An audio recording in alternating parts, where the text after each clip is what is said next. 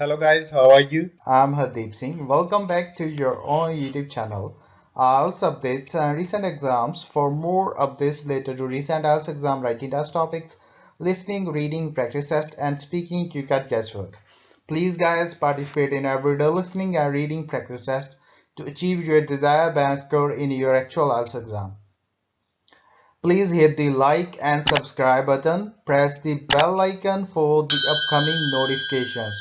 Don't forget like, subscribe and share my YouTube channel and my Facebook page, IELTS updates and recent exams. Part 1. You will hear two friends, Nancy and Fiona, catching up with each other. First, you will have some time to look at questions 1 to 6.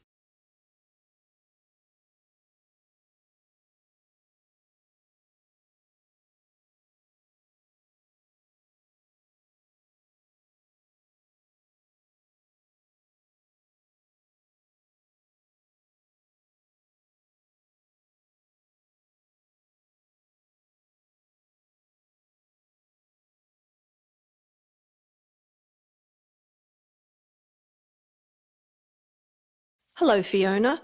I haven't seen you for ages. Hi, Nancy. It must be 2 years, I think. Has it been that long? It seems like yesterday that we were regularly catching up with each other on Friday mornings at that cafe around the corner from you. Yes, I remember our chats at Cafe Bellissimo over a nice hot coffee and cake. Do you still work part-time or are you busier now? Well, actually, since I saw you last, I've had a baby girl who's with her grandmother at the moment, so I'm free to pay bills and do grocery shopping. What about yourself? What are you up to these days? Well, actually, I've started my own business, so I'm pretty busy. I'd call it full-time work myself, although the hours are very flexible. Wow, that sounds really fascinating. What sort of business is it? Well, we were initially going to open a shop, but we thought it would be easier to sell our product online. And a market stall would have been too hard to manage. We also thought it would be a great idea to sell not just in Perth, but all over Australia as well. So what do you sell? We're selling children's costumes from around the world. Interesting. How did you come up with the idea? As you know, Perth is such a multicultural society. At my children's school, there are so many immigrant children. Many of the families find it difficult to get traditional things from their culture, including clothes for special celebrations. With our extensive business travelling over the years, we have made numerous contacts in many countries. To look at questions 7 to 10.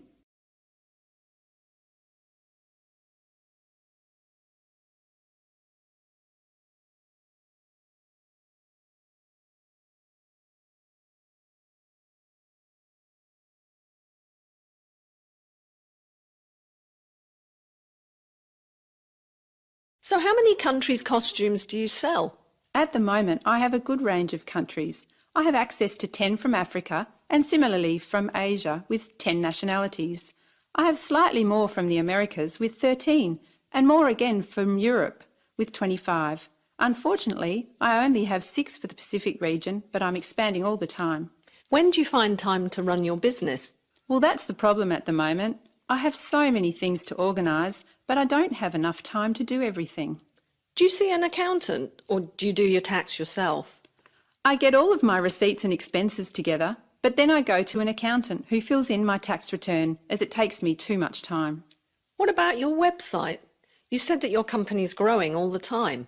Yes, it's true that my website continually needs to be updated, but it only takes me a short time each week to do it. So that is one area I can manage myself.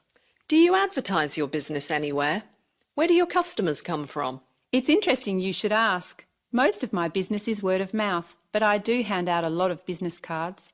I get them done by the local printer, although I must admit that they are rather plain. I need to add a little colour when I get time to redesign them in the future. Well, it's been great catching up with you and finding out all about your business. I'm very interested in looking at your website when I get home. Here's my business card so that you can email me for our next get-together. Don't bother about a babysitter next time. Bring your daughter with you, as I'd love to meet her. That sounds like a great idea. See you soon. Goodbye. That is the end of part 1. You now have half a minute to check your answers.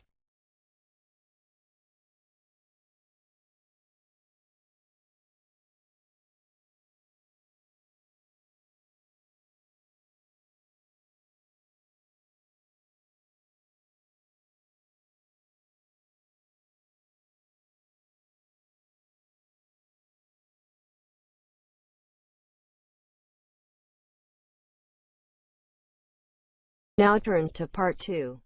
The Overseas Students Club is organising a tour of the city to help new students to find their way around. You will hear the tour guide giving them a talk about what will happen the next day and some instructions as to what to do. First, you will have some time to look at questions 11 to 15.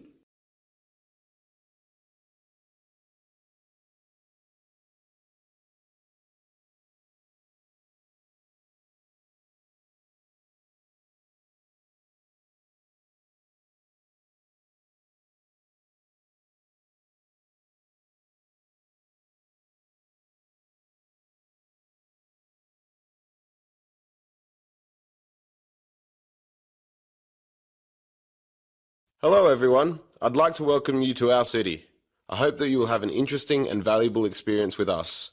As you know, we're going on a tour tomorrow to show you some of the sites and the places of interest. So I would like to give you some instructions and some information to prepare you for tomorrow. It is important that we all meet at the same place at the same time. You should all be able to get into the centre of the city by train or bus from your homestay. We want to start our tour at 10 a.m. So you'll have to make sure that you leave home around 9:15 in time to arrive for us to start the tour at 10. If you are late, we will not be able to wait more than a few minutes, so I suggest that you take your mobile phone and have my number just in case. My number is 0482 557369. I will just repeat that so you can get it. 0482 557369. You can see Ms. Parker after the talk if you do not have her number, and she will be happy to provide it. It's good to have both our numbers just in case. Oh, and another thing, it is better to buy a one-way ticket because the tour will last for 3 hours and a return ticket lasts only for 2 hours. Before the final part of the talk, to look at questions 16 to 20.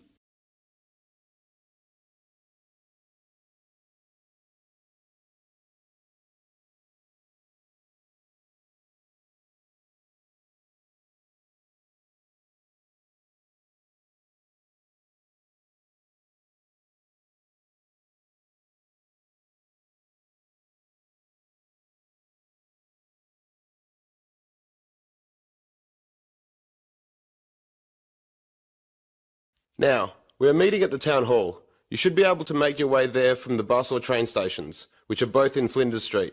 It is only a short walk from both stations. If you're coming into the city by train, the town hall is straight ahead of you when you exit the station. Just walk up Collins Street and you will see it on the left after the traffic lights. If you come in by bus, you will need to turn right at the exit, then take the first street left, which is Collins Street. You will see the town hall on your maps. So if you have your maps with you, it's a good idea to mark the route now. Now, there will probably be quite a few people around in the city when you arrive, so it is important that we can find each other. Please don't go inside the building. We should all meet outside on the steps of the town hall to make sure we don't miss anyone. From there, we will be visiting a few places of interest. We will make our way to the library, which is in the same street. It will take us about 10 minutes on foot. It is a good library for students, so we'll be giving you about 20 minutes to have a look around at the facilities. That probably won't be enough time for all of you to join the library, so you'll have to come back at another time to do that. It might be a good idea to pick up a membership form before you leave. From the library, we will turn right into William Street, where you will see a cinema on the left. This is popular with the students, and it shows some interesting art house movies. On the way, you might want to check out what is showing there at the moment. Diagonally opposite the cinema is the art gallery. There will be time, about 15 minutes, for a quick look at some of the exhibits. You will probably want to return by yourself for a longer visit another time. From there, we will walk up to the main street, which is Wellington Street on your maps. It's around the next corner from the art gallery, and will show you some cheap but excellent restaurants, as well as cafes and bars, which I'm sure you will find useful in your free time. They are frequented by many of the students here, so I recommend that you come back later to sample the food and atmosphere. It is a good way to meet some of the local students as well. Well, I said that it would take about 3 hours. This is because we will be stopping at the park for a picnic lunch. The park is a 15-minute walk along the main street from the restaurant area. We will be supplying the lunch for everyone, so you won't need to bring anything. However, you will need to bring or buy your own drinks. If anyone has any special dietary requirements, please see me or Ms. Parker after this talk. Oh, and please make sure that you wear some comfortable clothes. Sensible walking shoes are advisable as you will be doing quite a lot of walking. It is also a good idea to bring some sunscreen and a hat, as the sun can be quite strong at this time of the year. Finally, although the tour is free, you might want to bring some extra money with you for drinks or souvenirs. Well, I hope you all enjoy the tour and get to know each other. I'm sure we will have a great day. Now, anyone who needs to see me? That is the end of part 2. You now have half a minute to check your answers.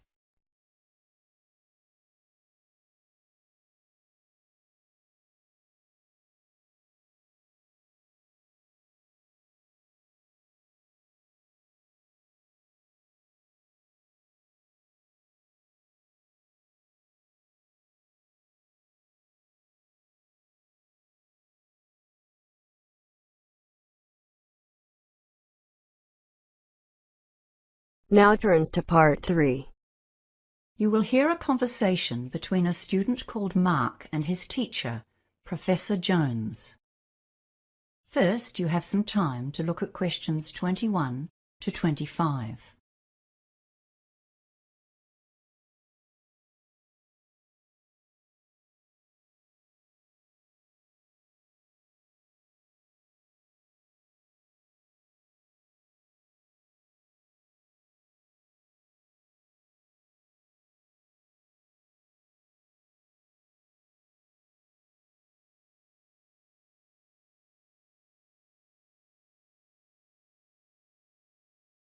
Hello, Mark. What can I do for you?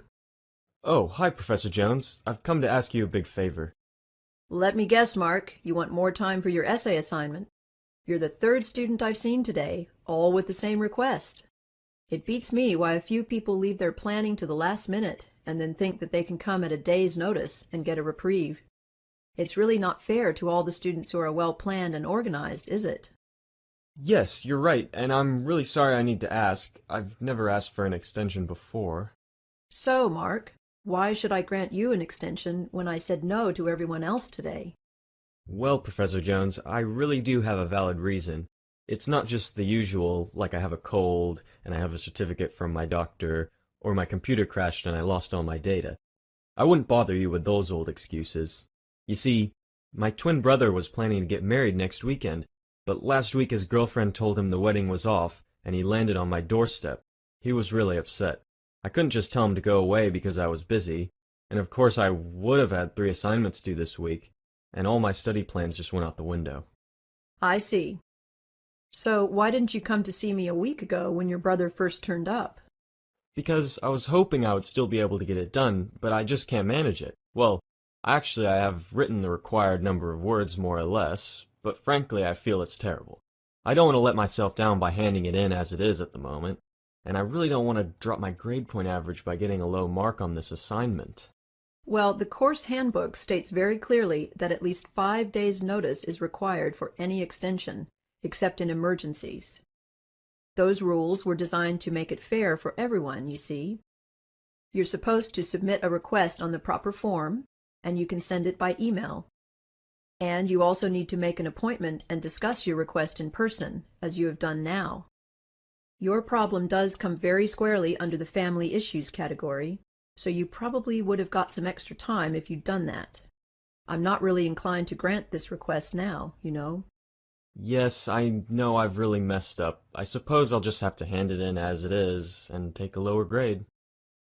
Before you hear the rest of the conversation, you have some time to look at questions 26 to 30.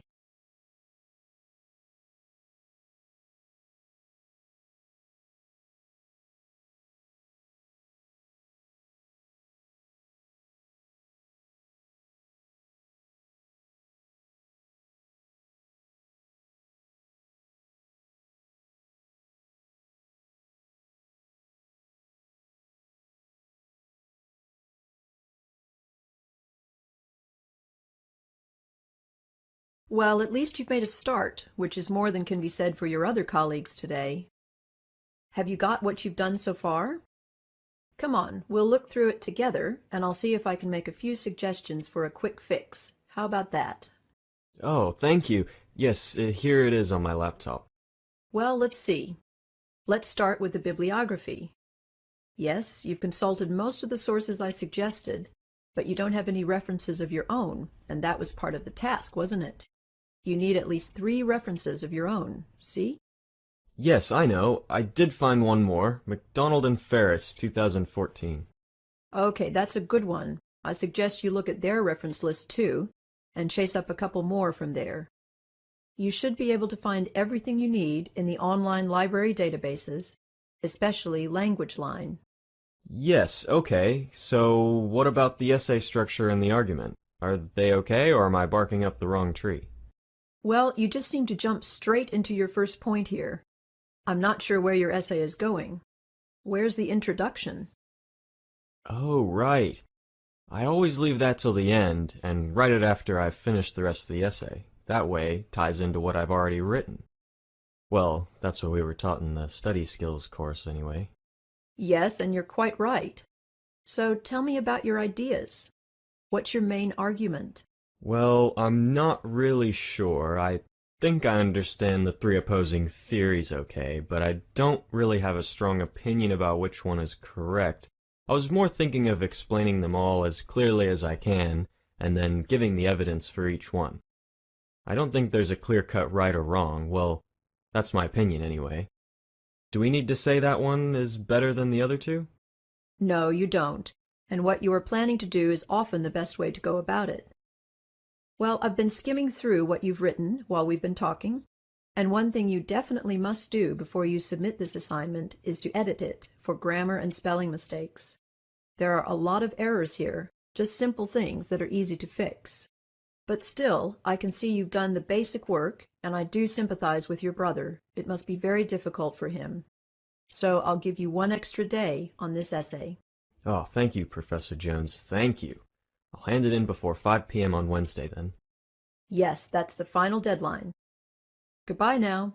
That is the end of part 3. You now have half a minute to check your answers.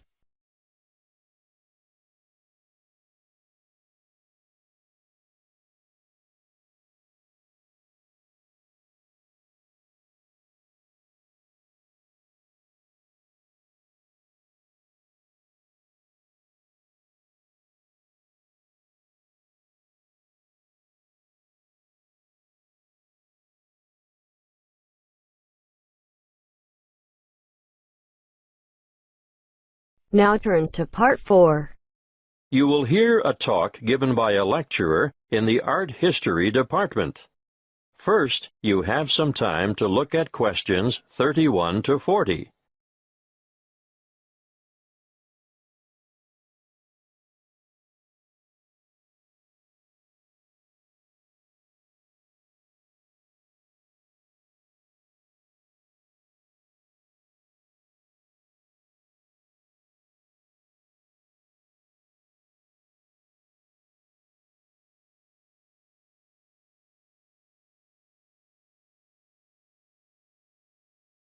In this lecture today, I'm going to introduce you to an American painter, Charles Willson Peale. You may be familiar with his portraits, but did you know that he never even saw a painting till he was a grown man? He was born in Maryland in 1741. His father died when he was 9, and the family struggled financially for the next few years, and Charles became a saddle-maker's apprentice. One day, he went to Norfolk for supplies, and there he saw paintings for the first time. He thought they were so bad that he felt sure he could do better, so he decided to make painting his career. In 1766, he went to London to study painting with Benjamin West. Whilst there, he painted this portrait in 1768. See Slide 1, Pitt as a Roman senator. Notice how elaborately symbolical this portrait is.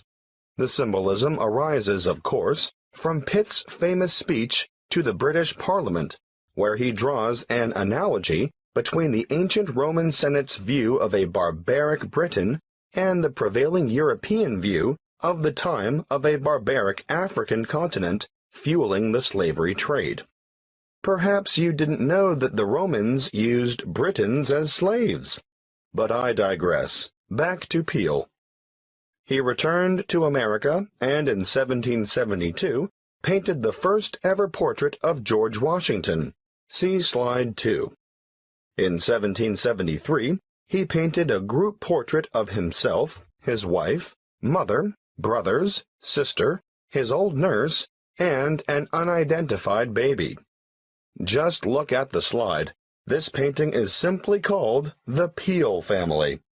And you can almost feel the exuberance of the family and their warmth towards one another. He enjoyed great success as a portraitist prior to the Revolution, and served with distinction in the Revolution. During this time, he became friends with George Washington, Benjamin Franklin, and Thomas Jefferson.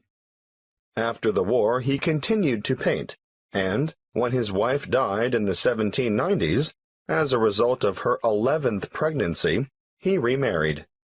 He had 17 children in all, naming the sons after famous painters or scientists. Although perhaps best known for his portraits of famous people, Peel liked novelty. Look at this slide of his two sons, Raphael and Titian, life-size, climbing a narrow stairway.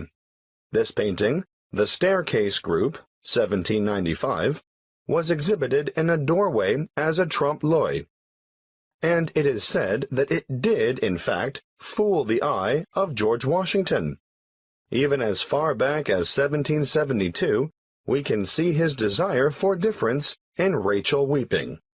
It's a rather macabre portrait of his first wife crying over the death of one of their children, their daughter Margaret. I'd like to show you one more slide to demonstrate his innovative approach. This is a portrait of his brother, James, sitting at his desk at night, with only his face illuminated by a lamp. This was painted much later than the others, in 1822.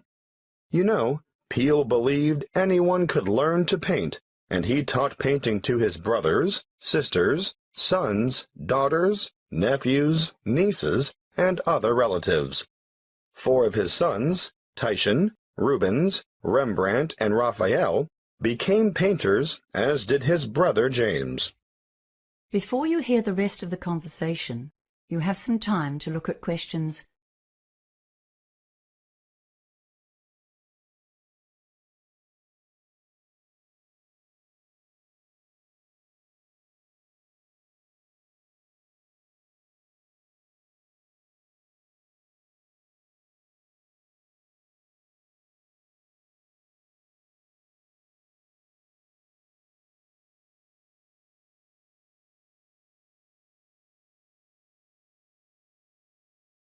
Before I finish, I'd like to tell you a bit more about Peel.